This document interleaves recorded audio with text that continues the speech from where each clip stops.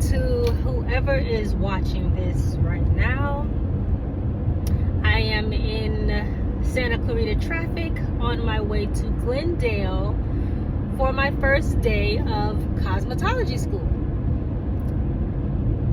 I did not imagine going back to school at all. I have my bachelor's, and after 4 years I was like, I'm just done. Mainly because I have this life of being an artist, this dream of being an artist and working for myself and being an entrepreneur and making my own hours, and I've been able to do that. But this is a step that I feel is necessary, just because of where I am in my life and because I want to take myself more seriously as a businesswoman, and I want to take advantage of all the skills I have and kind of exhaust the possibilities of what I can do with them. I am going to, the acronym is ICBAS or something like that, ICBAS, International College of Beauty, Arts, and Sciences. I think it's Glendale. I'm 5 years into LA, but I still don't know LA. And I live in Santa Clarita, so technically I'm not even in LA anymore. But I've been doing hair since I was about 10, 11, probably younger, but that's what I can remember, just learning how to braid, doing my friend's hair for free because I thought that's how you did things. I do have my seatbelt on. I'm just short, but I'm gonna wear it correctly.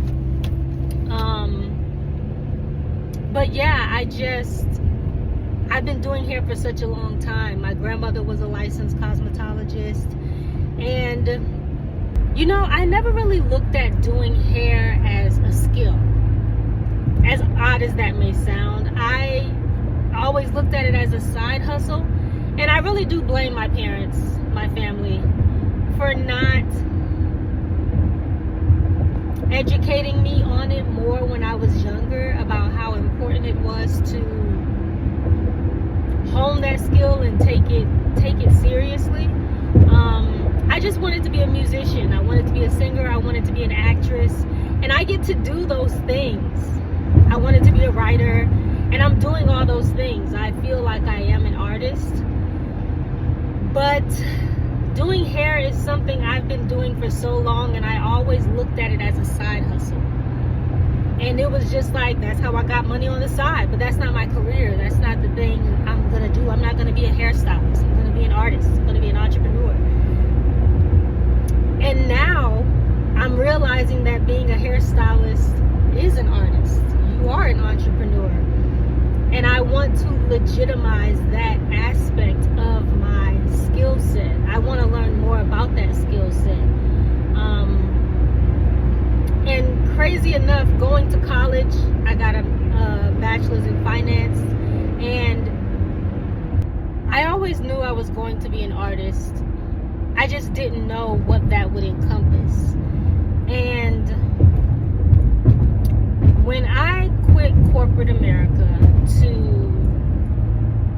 move to Atlanta, then to move to Los Angeles, to become an actress, to become a screenwriter, to become a filmmaker, I've done those things, and I'm gonna continue to do those things. I'm gonna continue to pursue those things. But I experienced something for the first time in 2023, I think. First of all, the pandemic was a whole thing that put the entertainment business in a chokehold. And during the pandemic, the only thing I was able to do to sustain myself when work slowed down was doing hair.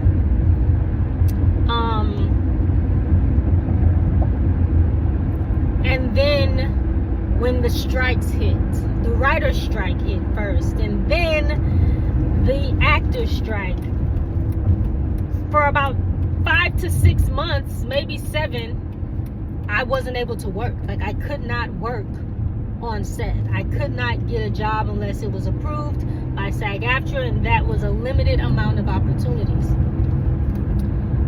what was I doing to sustain myself? Doing hair. Like, hair was paying my bills. Something that, as a new mother, I have a 17-month, almost 18-month-old at home. Me wanting to breastfeed, me wanting to be present for his first year of life. The strike kind of lined up with that, so I was able to do that. But then when it was time to get back to work, acting jobs didn't just pop up, and it wasn't just like, here's all these opportunities, run with them. Hair is something I was able to fall back on as my side hustle, as my backup plan. And I just got to a point where I said, I don't think doing hair is a side hustle. I think it is one of the hustles. I don't know anyone who has just one job. Some people probably do just have one job and they've got that thing. But when you're an entrepreneur, when you're an artist, you have multiple jobs. Some of the people I look up to the most, like Issa Rae, it may look like she only has one job, but she got about 9 jobs. She has Sienna Naturals. She has Color Creative. She has Hooray. She has these restaurants she's opening. She has athletic teams she's investing in. She's got Via Ray Wine. I think she got another drink. Those are businesses. Those are streams of income, streams of revenue. And I said to myself, I can't just imagine myself being just an artist and I'm just going to be an actress and I'm going to be the top 1% that's going to make $1 million a year. And after that, that's about 400 to 300K by the time you pay your agents, managers, the government, and all these other people. No. When I saw Taraji P. Henson crying on TV in that SAG-AFTRA interview about not getting paid and not having opportunities, I said, even someone like her is still trying to scratch and claw and find her way to making the type of money she wants to make. So I said, I can't put all my eggs in one basket. I have to legitimize this career. When I was in Atlanta, I was able to do just Sister Locks and make all the money I needed to make, because that style was just in demand there. I didn't need a license. I wasn't thinking about a license. And then when I came to LA is a bit more posh. The girls here, there are definitely women in LA that have locks. There's tons of them. But in Santa Clarita, not so much. So I ended up getting a job at a salon as a hair braider, because you don't need a license to be a hair braider. So that was just a blessing to be like, oh, I can braid hair. Something I've been doing since I was 11. I can do it in a hair salon and get paid. But then I realized I was limiting myself by only doing braids and locks. Because even though, yes, there are a ton of people that want to do those, when you're in a salon, like I still do hair from home, so it's like, okay, yeah, I can just totally do hair from home and have girls come and get their hair braided at the crib, and my baby's in the next room, so I can step out, I can nurse. I'm still nursing after 17 months. I feel so proud of that, and being connected to him and being home, you know. But there is a salon right next door to my home. Like, it's a 1-minute walk from my apartment. Black hair salon, one of the only black salons in Santa Clarita. And it just clicked to me, let me go and ask them if they need help. Okay, so I'm in there, I get hired, I'm a braider, but I'm realizing there are just certain things I can't do. I can't shampoo hair. I can't shampoo hair without a license. That is insane. I can't shampoo someone's hair without a license. That was one thing that just made me feel like, okay, I'm limited here in this space. That's fine. The owner can wash and I will do the rest. Little things like coloring. I have clients who have locks, who have natural hair, who want color, who want their hair trimmed. Little things I know I can do, but I am not allowed to do in this space. And then the silk presses. I realized that what Sister Locks was in Atlanta is silk presses in LA. The style takes 2 to 3 hours to do. Not a lot of time, but I realized where are the silk presses coming from? Why does everybody want a silk press? And I thought about when I was in college, all the girls started big chopping, cutting off their relaxers, no more relaxers, and silk presses have essentially replaced relaxers. And the salon owner, she's probably, I'm gonna guess, she's doing 30 to 40 silk presses a month. I could be over exaggerating, but some days she's doing 3 silk presses in a day. I'm like, all these girls want silk presses? What is that? And that's a style I can't do completely because I can't shampoo. I believe I can blow dry and flat iron. But ultimately, I just started to feel extremely limited. So I said to myself, once I found the right program, a school that is hybrid, great, because I'm a new mom and I want to be home with my baby most of the time. I only have to go into class 3 days a week, 4 hours a day, and then the rest is online. So I'm going in for, I think what they call the practical, where you're learning how to style, cut, do all the things.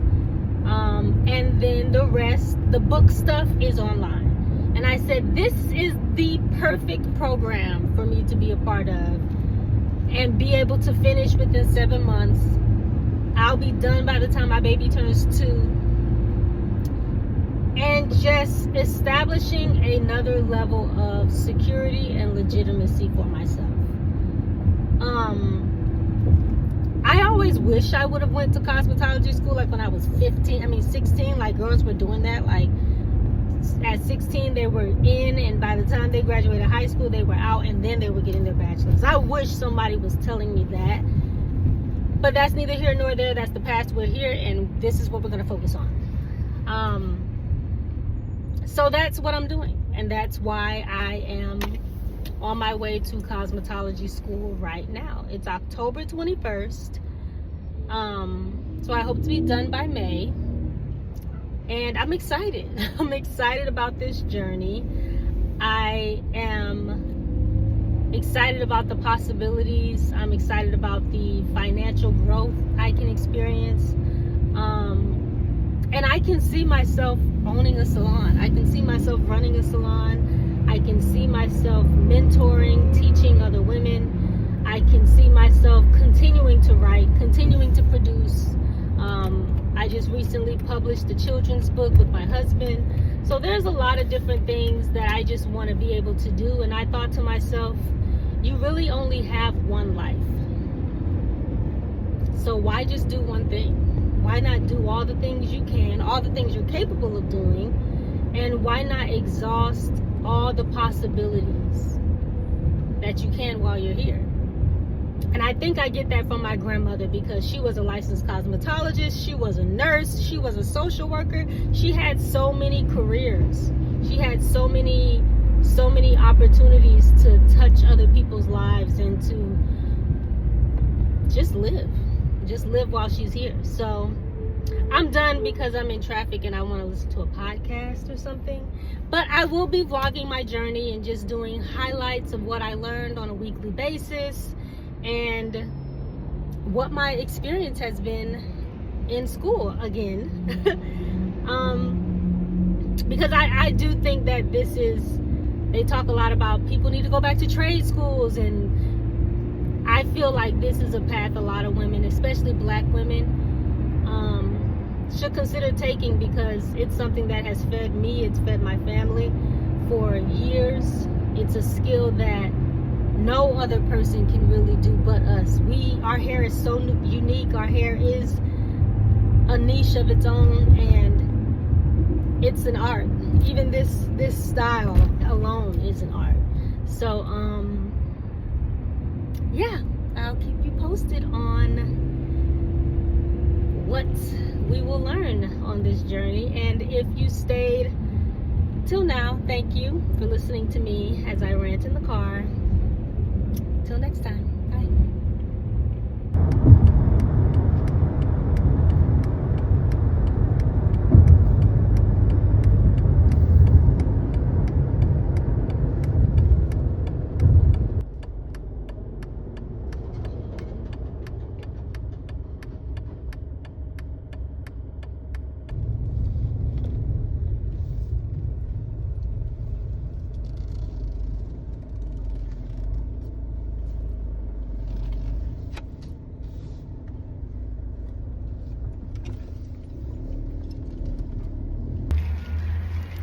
right here. It's hot as fuck.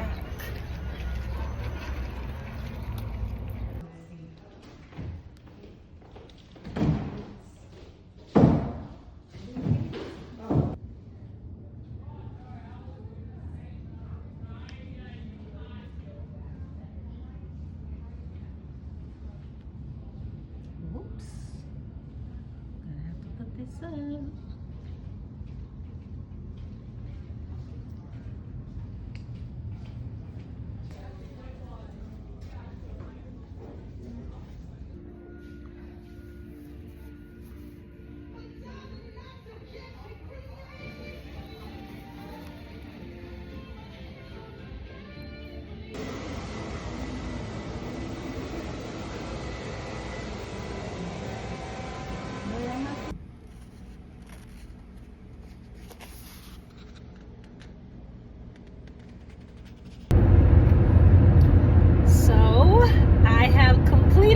First day of cosmetology school. I feel so good. Today was amazing. The teacher, Miss Bella, she is amazing. We actually had an actual client today, so I got to see color on butt length hair. Her hair was very long. So it was good to witness that. She wanted a bright red. So that was nice for my very first day to see color on a live person, because I understand that there's not going to be a live person every single day. A lot of times when a student is able to learn when there is someone willing to come and volunteer to get their hair done by a student, and you're not really volunteering because you still have to pay. It's not free, it's just discounted. So I understand that not a lot of people are willing to let a student practice and learn on them. So I appreciate everyone in advance who walks through the doors and allows me to practice. I'm gonna have to hit up some of my homegirls to see if they will come by, because that's the way you learn. Other than that, I'll be working on a mannequin every day. So yeah, but today was great. Today was the first half of the day was a lot of paperwork, just me filling out documents, signing the contract, and things like that. A lot of the paperwork and stuff was already done online.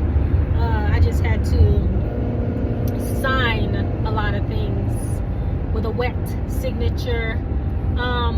The owner was there. She was actually there for my orientation, but she showed up again today. She's very hands-on.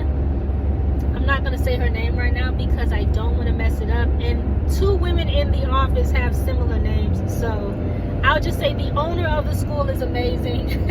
She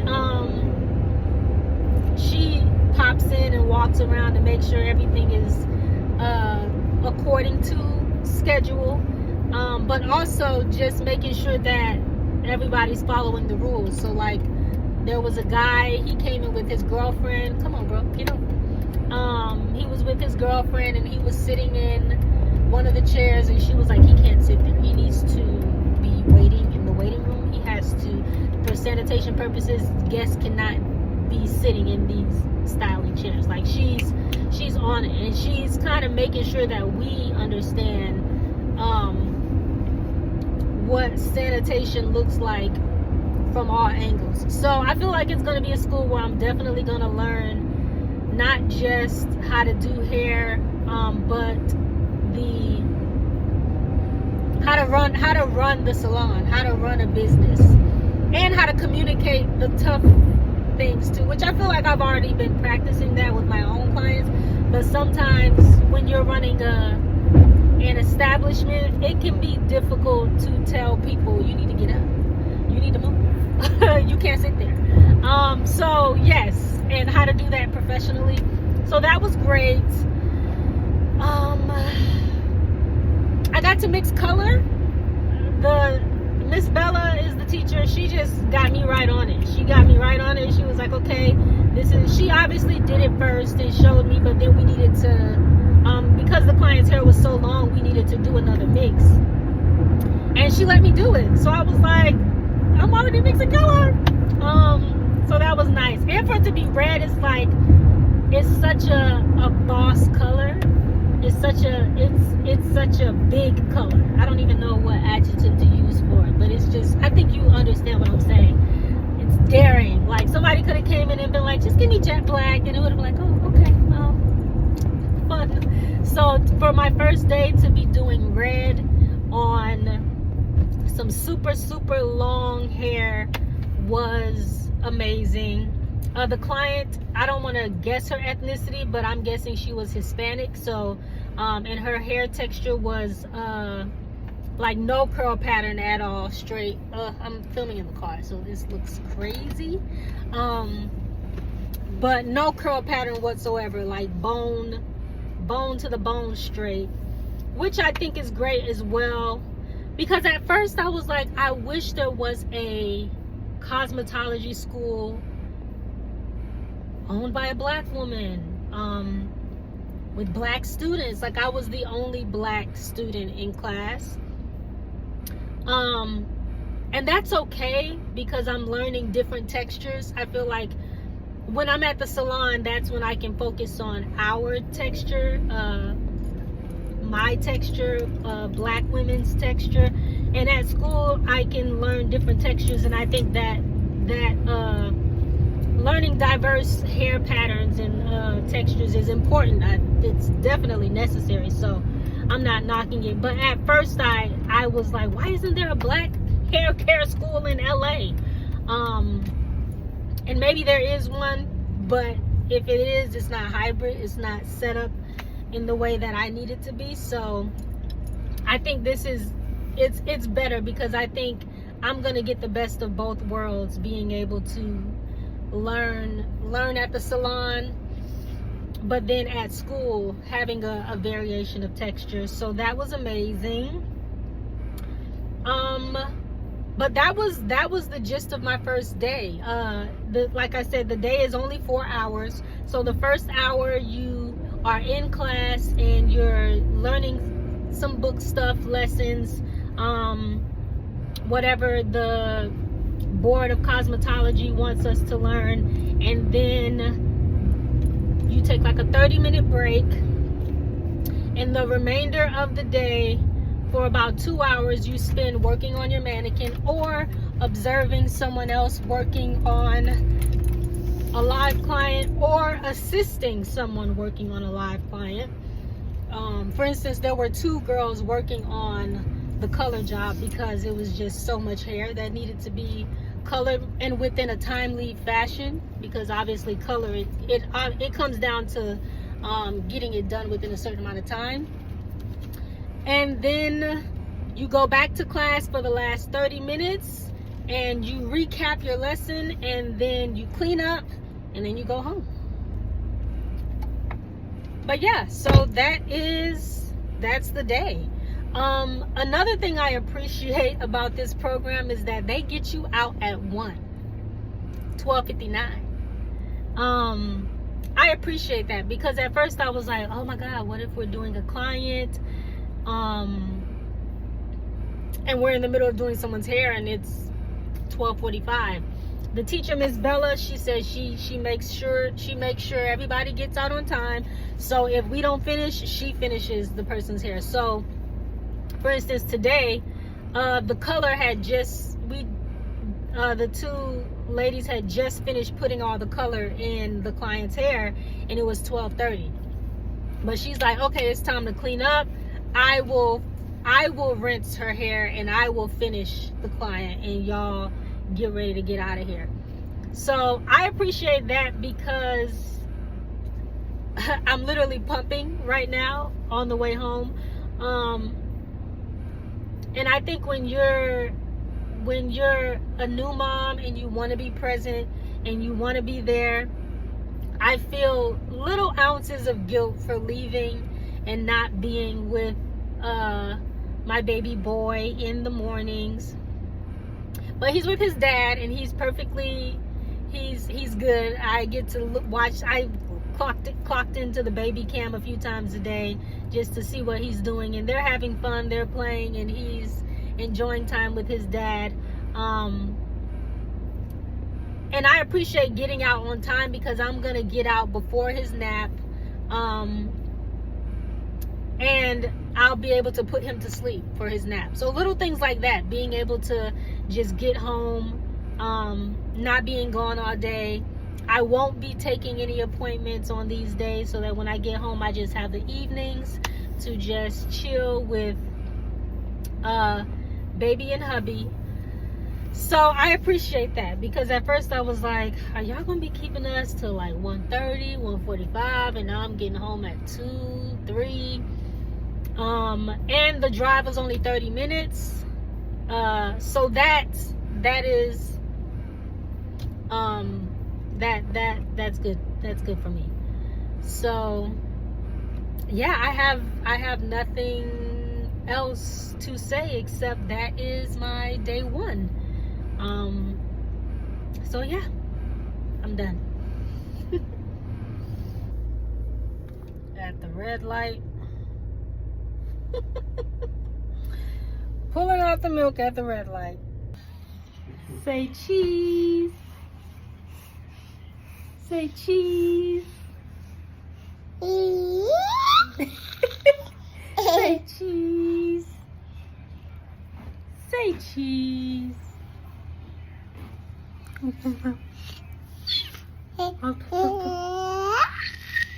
Say cheese.